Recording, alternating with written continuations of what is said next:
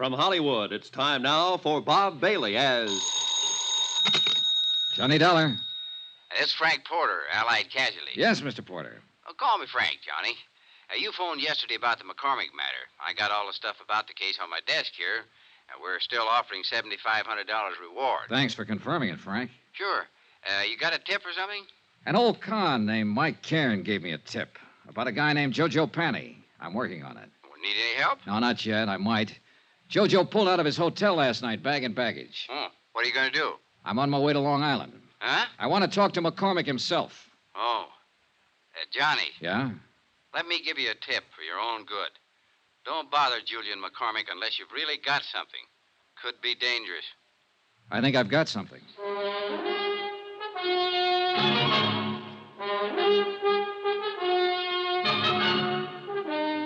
Tonight and every weekday night, Bob Bailey in the transcribed adventures of the man with the action-packed expense account. America's fabulous freelance insurance investigator. Yours truly, Johnny Dollar.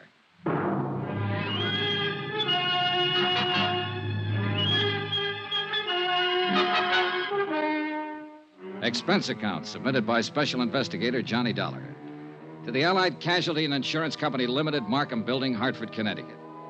The following is an accounting of expenditures during my investigation of the McCormick matter. Item 4, $10 deposit on the car I rented to drive out to Julian McCormick's home on Long Island. And judging by the looks of the place, a safe full of $100,000 worth of jewelry would feel right at home. It was a mansion, and the rugs on the floor were an inch thick. I'm sorry I've kept you waiting. Mrs. McCormick and I were packing for a little trip to Europe. Sit down, please. Thanks. Going to be gone long? Oh, we usually spend several months a year over there. We're a bit late this year. Our reservations are for next week. I envy you, Mr. McCormick. Dollar, the name? That's right. Forgive me, but I don't seem to recall having heard of you before. Oh, that's okay. We never met. I'm an insurance investigator. Oh, really?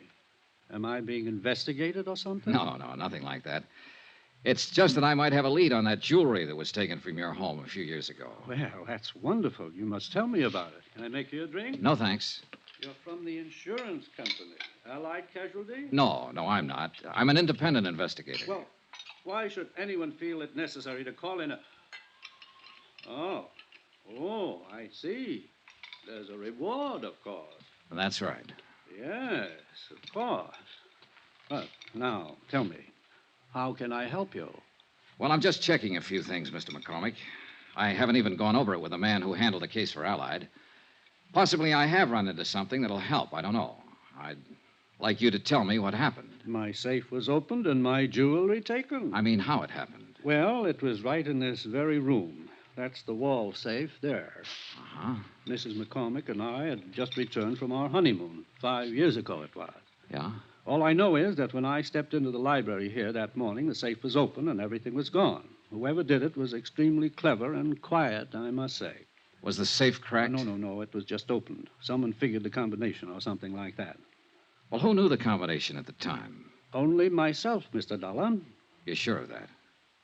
Why, of course. I see. I reported it to the police right away here on Long Island. Then some men from New York City were here, too. And your insurance company? I reported it to my insurance company immediately. They had a man on the scene as soon as the police, a Mr. Porter. Frank Porter? Yes. Do you know him? I've talked to him on the phone. I haven't met him. A very nice chap. He worked very hard trying to recover it. I'm sure he did. Did they have an adjuster? Yes. How much did you collect, if you don't mind? Not much. What do you mean?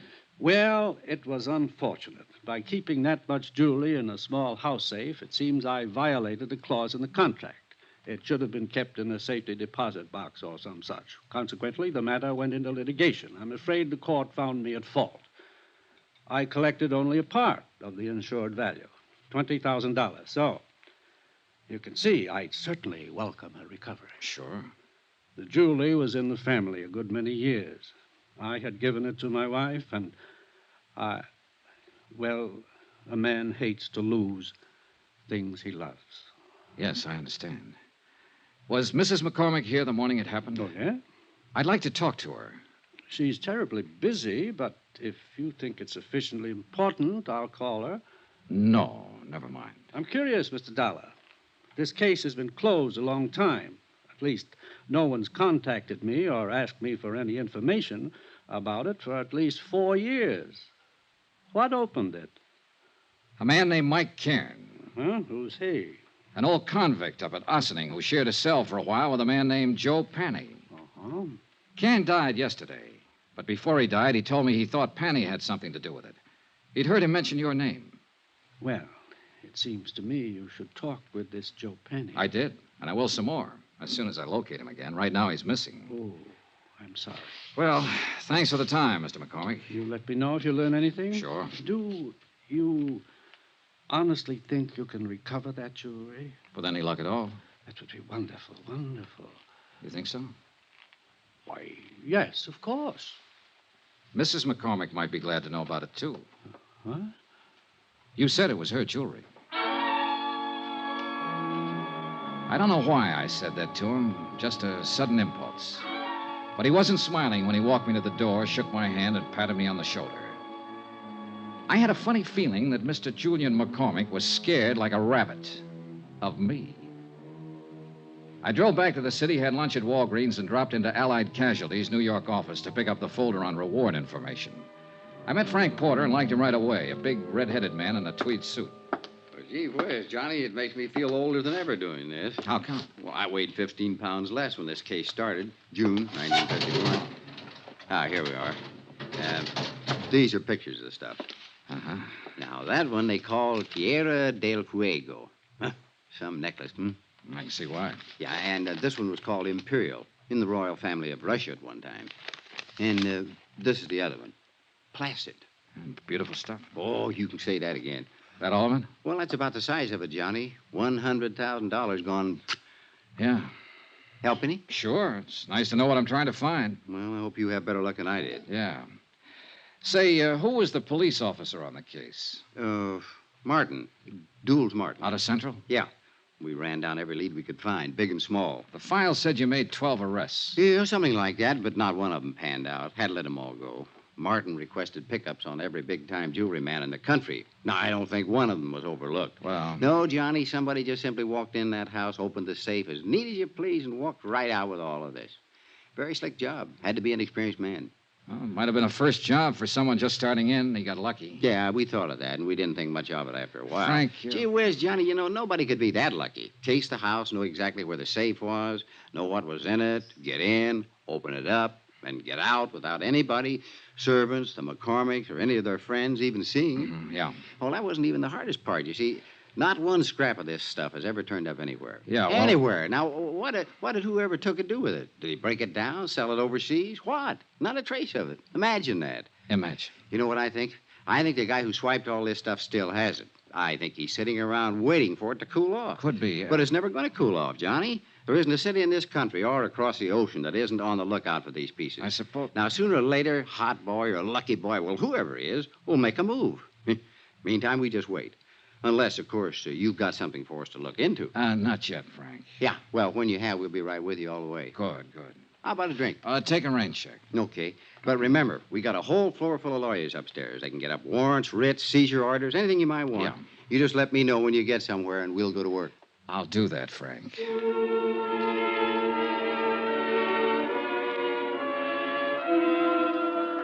I left Frank Porter and went back over to the parole office to see what had developed with Joe Penny.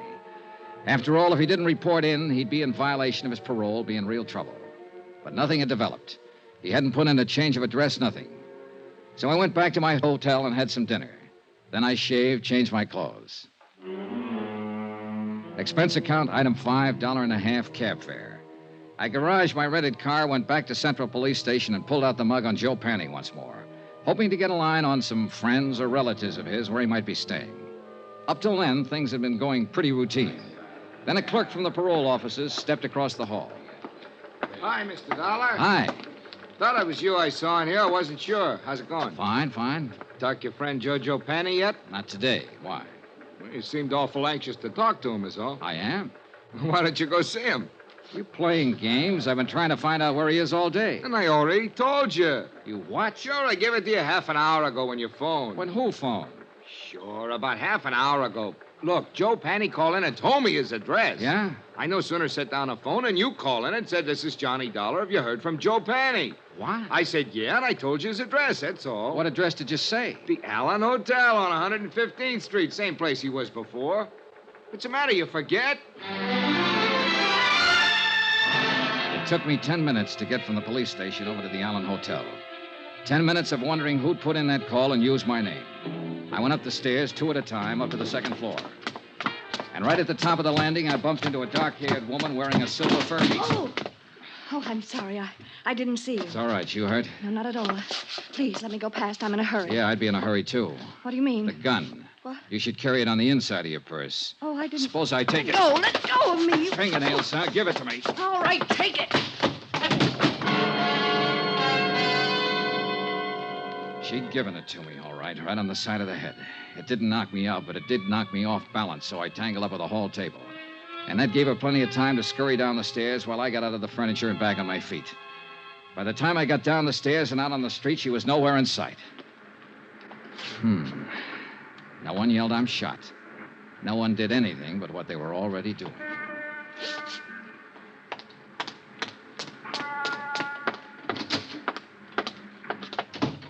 Hi. Where were you just now? You weren't here at the front desk. I was out back eating my dinner. Why? Oh, nothing. You happen to see that woman who just ran through here? No. Tall, dark-haired woman, about 30, wore a mink stole? Me? Yeah. Oh, you're kidding in this joint. Oh, brother. You still looking for Joe Penny? He lives here again, doesn't he? Yeah. Have you seen him? Where is he? Out. I sat down with myself and waited. A half an hour later, when the clerk went back to finish his dinner, I stepped over to the desk and borrowed his pass key and went back up the stairs to room 210.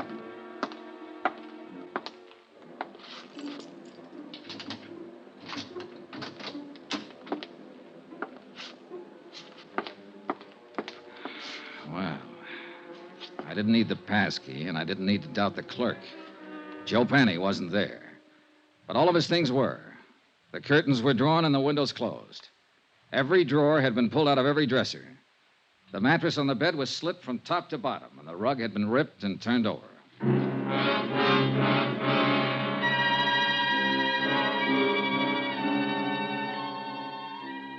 Expense account, item 6, $1, 1 drink. For me. I left Jojo's room, went to the nearest bar, sat down, and had a drink. A scared victim, a missing con, a dark-haired woman wearing a mink and a gun, and other things. Right then and there, I decided that Mike Cairns' tip had been pretty good at that.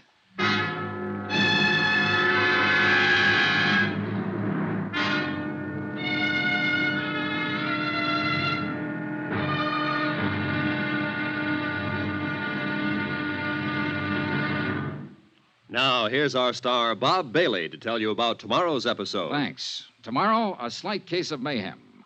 When the right guy turns up in the wrong place. Join us, won't you? Yours truly, Johnny Dollar.